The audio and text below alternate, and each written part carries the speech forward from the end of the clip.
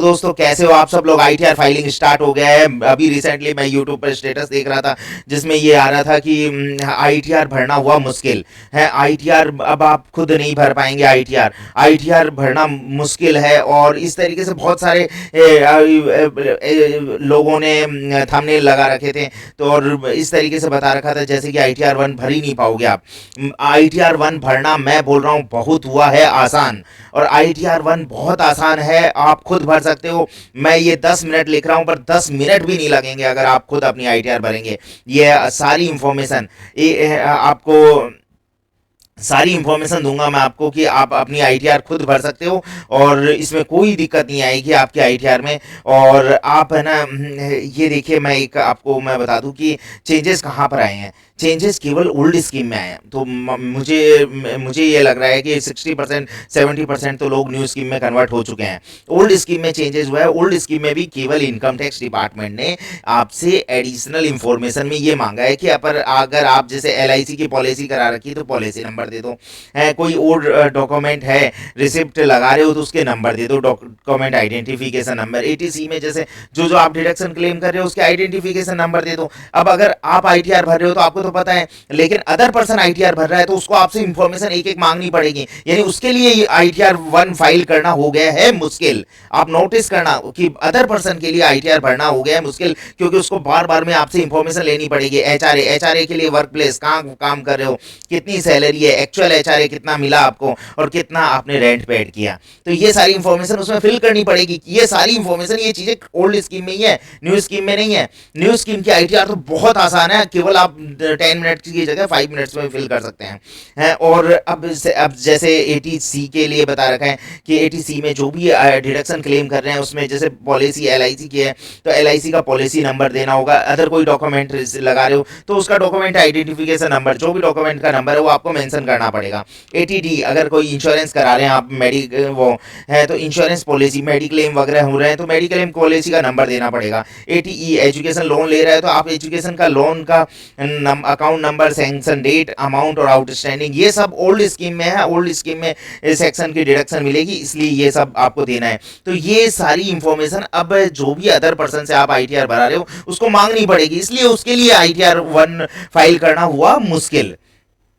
आपके लिए मुश्किल नहीं, ये सिंपल इंफॉर्मेशन है जो आप खुद भर सकते हो। आपके पास सारी इंफॉर्मेशन है, ये लेकर बैठे हैं। और एटी डबल ई इसमें भी अगर आपने आपका कोई लोन अकाउंट है तो उसमें आप उसकी account number, sanction date, loan amount, outstanding amount, ये इंफॉर्मेशन देनी होती है। केवल ये इस तरीके के चेंजेस आए हैं जिससे कि जिसको लग रहा है कि आईटीआर वन भरना हुआ मुश्किल। अब जैसे मैं एग्जांपल बता रहा हूँ कि आईटीआर वन भरने से पहले आपको एक बार ये ध्यान रखना होगा क्या क्या इंफॉर्मेशन आपको कलेक्ट करनी है। सबसे पहले तो आपको ES26 डाउनलोड कर लेना है आईटीआर वन भरने से पहले। और उसके बाद ES26 के बाद MIS EIS की समरी भी आप डाउनलोड कर लें। और MIS EIS की समरी डाउनलोड करने के बाद में फॉर्म 16, अगर आपको सैलरी के हो तो फॉर्म 16 मिला है तो सैलरी कर लें। और फिर बैंक स्टेटमेंट, आपके पास जितने भी बैंक अकाउंट है उसके सारे बैंक स्टेटमेंट, कहाँ कहाँ पेमेंट आया है, कितना पैसा आया है, उसकी सारी डिटेल होनी चाहिए अपने पास। IFSC कोड सारे बैंकों के और बैंक अकाउंट नंबर होने चाहिए, ये कलेक्शन आपको रखना है। और अब उसके बाद में मैं बताऊं, ये सब कलेक्ट करने के बाद में हम इनकम टैक्स में लॉगिन करेंगे। जैसे ही इनकम टैक्स में लॉगिन करेंगे तो इनकम टैक्स में लॉगिन करने के बाद में जैसे ही हम इनकम टैक्स में लॉगिन करेंगे और आईटीआर के ऊपर जाएंगे, आईटीआर पे जा रहे हैं तो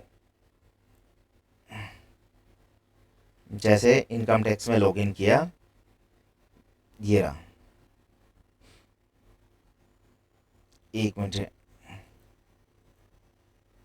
ये देखो इनकम टैक्स में लॉगिन करने के बाद में जैसे ही हम इनकम टैक्स में लॉगिन करेंगे और फिर आईटीआर पे जाएंगे, आईटीआर में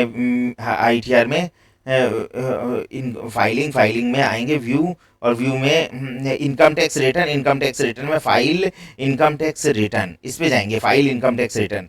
इसमें जाने के बाद में जैसे ही फाइल इनकम टैक्स रिटर्न में जाएंगे, जैसे इस तरीके से सबसे पहले डैशबोर्ड, डैशबोर्ड में ई फाइलिंग में इनकम टैक्स रिटर्न के बाद में इनकम टैक्स रिटर्न ये आ जाएगी इस तरीके से। फिर हमें ये सेलेक्ट करना होगा कौन से फाइनेंशियल ईयर का हो रहा है। मैं बीच बीच में आपको इन्फॉर्मेशन भी देता जाऊँगा, कुछ कुछ मेरी जो इंपॉर्टेंट इन्फॉर्मेशन है, आप इस वीडियो को ध्यान से सुनिएगा।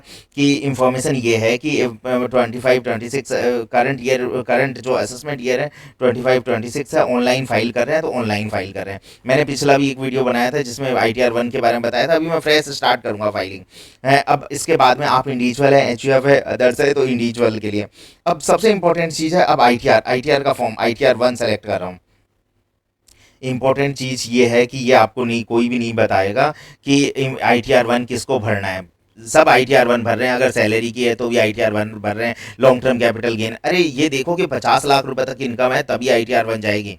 सेकंड, आपको कि आपकी सैलरी से इनकम हो, या फिर हाउस प्रॉपर्टी से इनकम हो, या अदर सोर्स से इनकम हो, या long term capital gain section 112A में 1,25,000 रुपये तक का कोई प्रॉफिट कमाते हो तो ITR 1 चली जाएगी। एग्रीकल्चर इनकम 5 लाख तक है तो ITR 1 में जा सकती है। अब मैं इसके अपोजिट बोल रहा हूँ, अगर एग्रीकल्चर इनकम 5,000 से ऊपर है तो ITR 1 नहीं जाएगी। अगर लॉन्ग टर्म कैपिटल गेन 1,25,000 से ज़्यादा है तो ITR 1 नहीं जाएगी। अगर लॉन्ग टर्म के साथ शॉर्ट टर्म कैपिटल गेन भी है तो भी ITR 1 नहीं जाएगी। और ये ध्यान रखें कि अगर कोई लॉस आ रहा है, हाउस प्रॉपर्टी में लॉस है, तो सेट ऑफ ITR 1 में नहीं होगा। तो ये इंपॉर्टेंट ध्यान रखें कि अगर कोई लॉस आ रहा है तो ITR 1 में सेट ऑफ नहीं होगा। अगर आप उसको हाउस प्रॉपर्टी में कोई लॉस आ रहा है तो उसको आप ITR के फॉर्म ITR 2, 3 फिल करें, जो अभी आगे आएंगे उनको भी मैं बताऊंगा। जैसे ही ITR 1 करेंगे तो ये ITR आपको समझ में इसमें बताया है कि ITR 1 किस किस को फाइल करनी है, वो 50 लाख रुपए तक रेजिडेंट,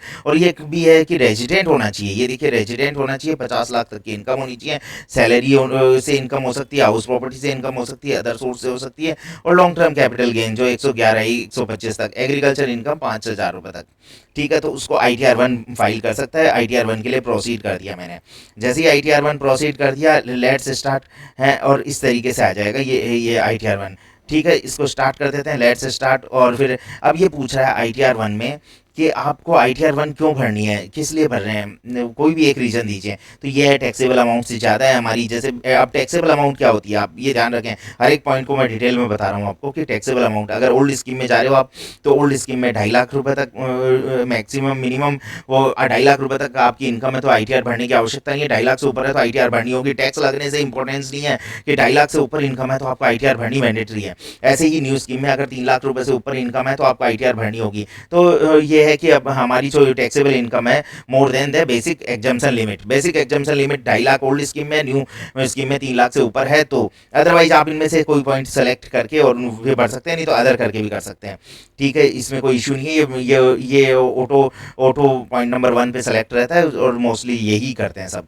कंटिन्यू, इसके बाद में कंटिन्यू करने के बाद पर्सनल डिटेल आपको पता ही है, सारी इंफॉर्मेशन आप अपनी पर्सनल डिटेल लिख ही सकते हैं। और इसके बाद पर्सनल डिटेल करने के बाद में मैं पर्सनल डिटेल आने के बाद में एक बार मैं इसको पर्सनल डिटेल को आपको मैं बता दूं।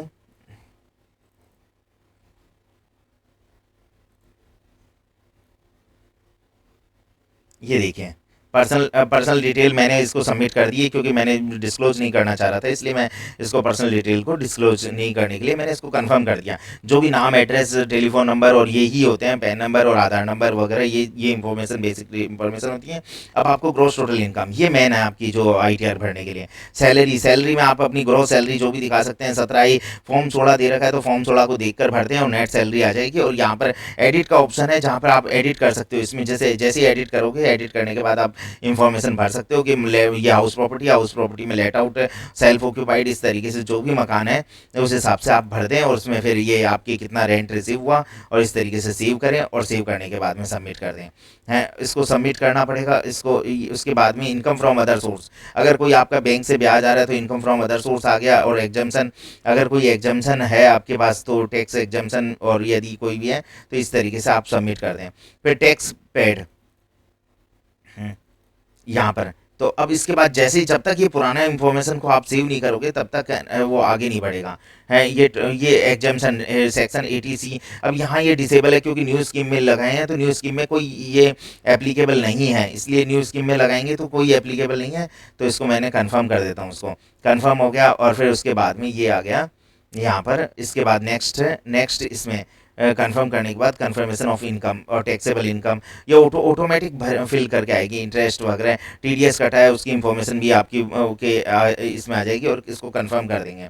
तो इसको कंफर्म करने के बाद में आ जाएगी टैक्स पेड। यहाँ पर टैक्स पेड जैसे ये टैक्स मेरा 2500 एडवांस टैक्स कटा हुआ है, तो ये एडवांस टैक्स दिखा दिया इसने। अब ये जो भी टैक्स की समरी है उसमें आप जाकर चेक कर सकते हैं कि ये देखिए कहाँ से कटा है, किस जगह से कटा है, और इसको जो भी है आप देख सकते हैं। इसके बाद है ये जैसे ही ये इंफॉर्मेशन भरी जाएगी उसके बाद में है ना, आपको ये इंफॉर्मेशन भरने के बाद आपको सबमिट बटन दबाना होगा, प्रीव्यू टू सबमिट बटन। जैसे ही प्रीव्यू टू सबमिट बटन दबाएंगे तो इस तरीके से आ जाएगी आपकी इंफॉर्मेशन। इस तरह से इंफॉर्मेशन आने के बाद में प्रीव्यू टू सबमिट बटन, उसके बाद ये सबमिट कर दिया। सबमिट करने के बाद